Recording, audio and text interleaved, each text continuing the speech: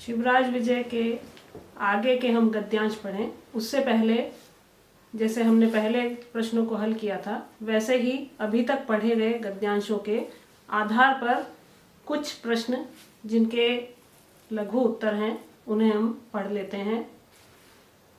पहला प्रश्न है, दक्षिण देश की क्या विशेषता बताई गई है? और इसका उत्तर है, दक्षिण देश बहुत अधिक पर्वतों वाला और बहुत घने जंगलों वाला है। शाइस्ता खान कौन है?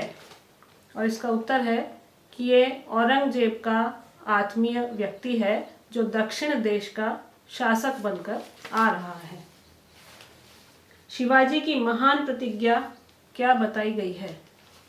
और इसका उत्तर है करो या मरो, और उसे संस्कृत में कहा गया है कार्यम व साधयेयम देहम व पातयेयम। तो उनकी दृढ़ प्रतिज्ञा या महान प्रतिज्ञा यही थी कि भारत को यवनों से मुक्त कराना है और उसके लिए युद्ध करना है, और उसमें यदि जान भी चली जाए तो कोई उसके लिए उन्हें उसकी चिंता नहीं है। तो करो या मरो, ये उनकी महान प्रतिज्ञा है। शिवाजी अपनी सेना सहित कहाँ निवास कर रहे थे?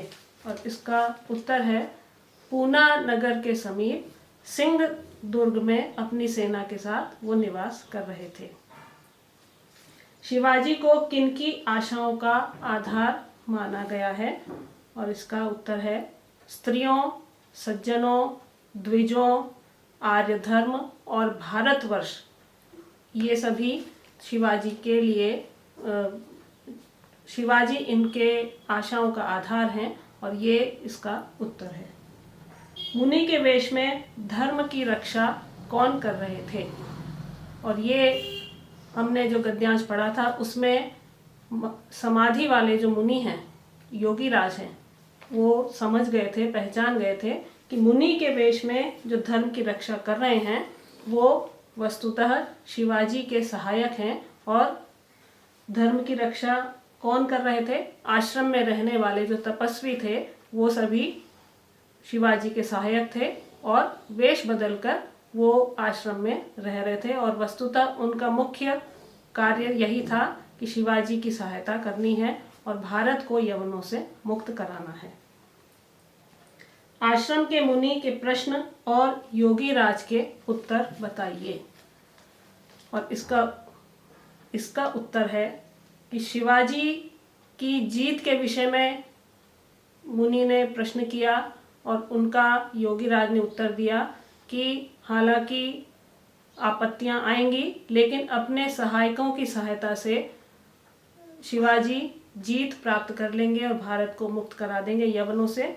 और दूसरा प्रश्न उन्होंने पूछा था कि शिवाजी कुशल तो हैं, और इसका उत्तर भी योगी राज ने दिया था कि वे कुशल से हैं।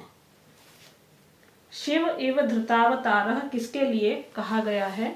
और ये शिवाजी के लिए कहा गया है कि मानो शिव ने ही अवतार ले लिया है, ऐसे पराक्रमी शिवाजी के लिए ये प्रयुक्त किया गया है।